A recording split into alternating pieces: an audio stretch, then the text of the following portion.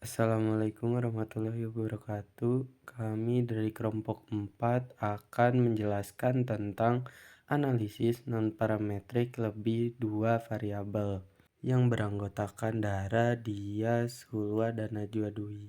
Langsung saja ke pembahasan yang pertama. Oke teman-teman, pembahasan pertama yaitu pengertian. Nah, apa sih analisis non-parametrik? Analisis non-parametrik adalah metode statistik yang digunakan ketika data tidak memenuhi asumsi dasar statistik parametrik, terutama asumsi distribusi normal. Nah, metode ini banyak dipakai pada data ordinal, nominal, atau data numerik yang distribusinya menyimpang dari normal.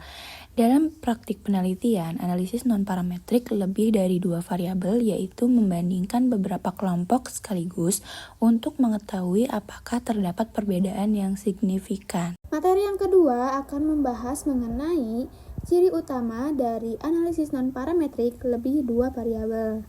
Yang pertama, analisis ini tidak bergantung kepada parameter populasi seperti mean dan simpangan baku, melainkan menggunakan peringkat atau ukuran data atau dikenal dengan rank.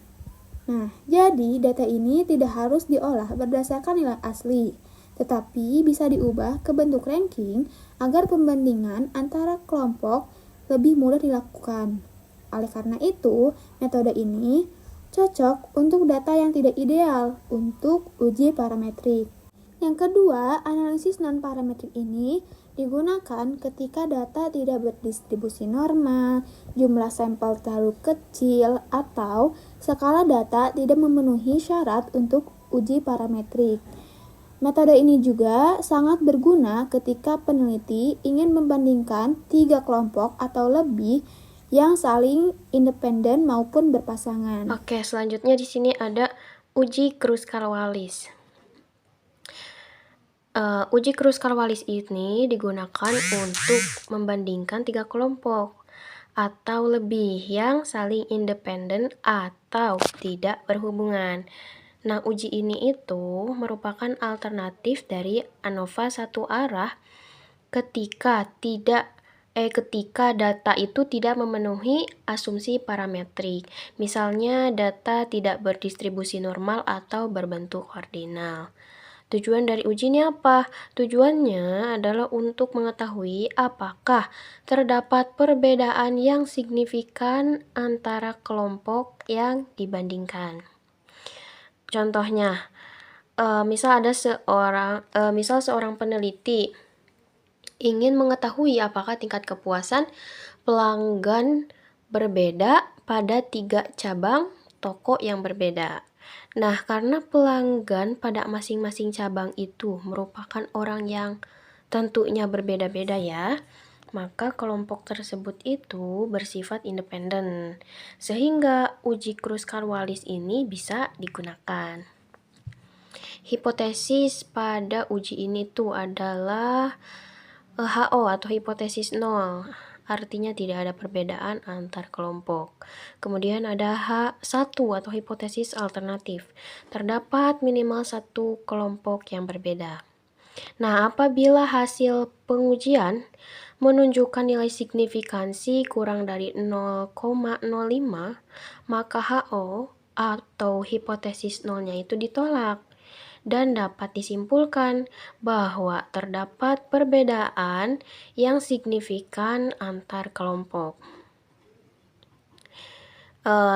Tapi uji ini tuh sebenarnya belum menunjukkan kelompok mana yang berbeda gitu ya. Jadi biasanya setelah uji ini itu akan dilanjutkan dengan uji post hoc atau uji lanjutan. Nah, kemudian selanjutnya ada uji Friedman. Nah, uji Friedman ini digunakan untuk membandingkan 3 kondisi atau lebih yang berasal dari subjek yang sama. 3 kondisi atau lebih dari subjek yang sama atau kelompok yang saling berhubungan. intinya subjeknya yang sama gitu. Nah, uji ini itu merupakan alternatif non-parametrik dari repeated mysteries ANOVA. Nah, ini tuh beda ya dengan uji yang sebelumnya atau uji tadi ya, Kruskal-Wallis, di mana dalam uji Kruskal-Wallis itu kan membandingkan kelompok berbeda. Nah, pada uji Friedman ini, responden yang digunakannya itu tetap sama, hanya saja kondisi atau perlakuannya yang berbeda. Contohnya, misal seorang guru ingin membandingkan efektivitas 3 metode pembelajarannya. Nah, siswa yang mengikuti ketiga metode tersebut adalah siswa yang sama. Karena pengukurannya dilakukan berulang pada subjek yang sama gitu ya, maka digunakan uji Friedman. Nah, hipotesis yang digunakannya itu sama, ada H0 dan H1, di mana hipotesis 0 itu artinya tidak ada perbedaan hasil antar perlakuan atau kondisi. Kalau H1-nya atau alternatifnya itu artinya terdapat perbedaan pada minimal satu perlakuan. Nah, nanti jika nilai signifikansinya kurang dari 0,05, maka dapat disimpulkan terdapat perbedaan yang signifikan antar perlakuan yang diberikan kepada subjek yang sama. Nah, keunggulan daripada uji Friedman ini, jadi dia itu mampu mempertimbangkan hubungan antar pengukuran gitu, karena datanya berasal dari responden yang sama.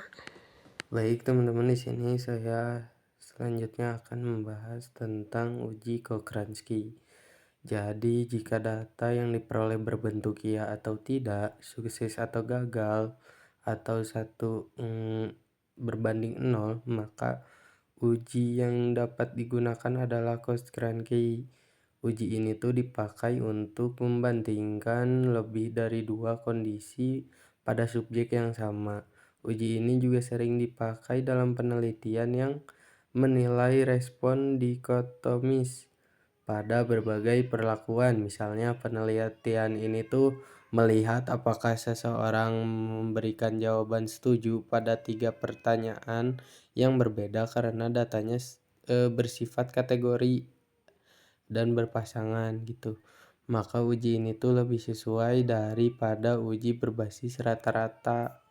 Berikutnya ada perbedaan pada analisis non-parametrik dua variabel. Pengujiannya itu biasanya hanya membandingkan dua kelompok atau dua kondisi, sehingga prosedurnya itu lebih sederhana gitu. Contohnya adalah Mann-Whitney untuk dua kelompok yang independen dan Wilson untuk yang dua kelompok berpasangan. Pada analisis non-parametrik lebih dari dua variabel ini tuh analisisnya harus secara simultan, sehingga metode ini tuh yang digunakan berbeda dan sering lebih kompleks gitu. Perbedaan ini tuh penting karena jika uji yang dipakainya tidak sesuai dengan jumlah kelompok, maka hasil analisisnya tuh bisa menyesatkan. Karena itu, memahami struktur data adalah langkah dasar sebelum menentukan jenis uji non-parametrik tersebut. Berbeda dengan sebelumnya, ketika jumlah variabel atau kelompok yang dibandingkan lebih dari 2, maka analisisnya tuh menjadi lebih kompleks. Kita tidak bisa lagi menggunakan metode yang sama seperti pada dua kelompok, karena perbandingannya yang dilakukan harus mencakup semua kelompok secara bersamaan. Nah, hal ini tuh membuat pemilihan metode ini tuh menjadi sangat penting gitu, karena jika kita salah memilih uji, hasil yang diperolehnya tuh bisa tidak akurat atau bahkan menyesatkan. Oleh karena itu, sebelum melakukan analisis, kita harus benar-benar memahami struktur data yang kita miliki. Nah, jadi kesimpulan yang bisa diambil dalam perbedaan ini tuh jumlah variabel atau kelompok dalam analisis non-parametrik yang mengaruhi metode yang digunakan. Jadi semakin banyak kelompok yang dibandingkan, maka Semakin kompleks juga teknik analisisnya. Oleh karena itu, pemilihan uji yang tepat menjadi kunci utama agar hasil penelitiannya itu tuh tetap valid dan dapat dipercaya. Mungkin segitu pembahasan yang bisa kami bahas dari kelompok 4. Apabila ada salah kata kami mohon maaf. Selebihnya wassalamualaikum warahmatullahi wabarakatuh.